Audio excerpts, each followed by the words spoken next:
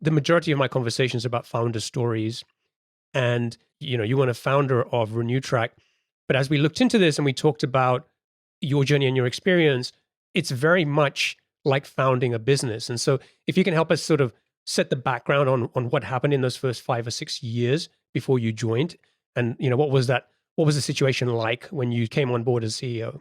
One of the things during those first couple of years of the organization, the original founders developed an amazing concept, was brilliant, and it addressed that fundamental renewals problem, which was completely and utterly broken. Amazing concept, amazing sales guys very, very early on. And they managed to convince a number of angel investors to support their particular vision and pursuit to solving this problem. And what they did is they actually repurposed an existing technology tech stack. So you imagine collection software, which is a workflow and a series of routines that communicates with a customer who's not paying you. They turn that software around to actually communicate proactively to the end customer about an upcoming contract and expiry, about, hey, let me remind you, let's make sure we give you plenty of advance notice, and let's actually give you an e-commerce checkout so you can commit and pay to that renewal. So they repurposed that amazing concept, got them to market very, very quickly.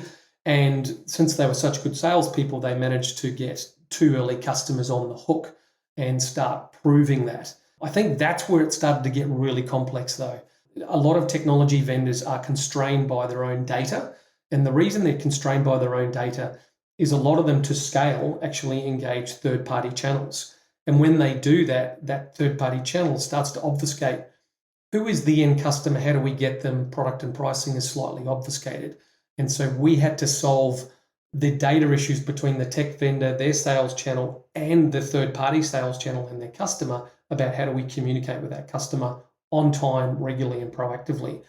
Now, that's easier said than done, especially when you consider just the general data hygiene practices and how old that data might be with that vendor. I think that's probably where we started to come unstuck. And what that meant is we had to create individual products for each one of these customers, which really meant when I joined, we had 6 core individual products and individual lines of code. So it was like managing 6 individual products. It was just too hard, and the team was spending a lot of money just supporting the BAU process.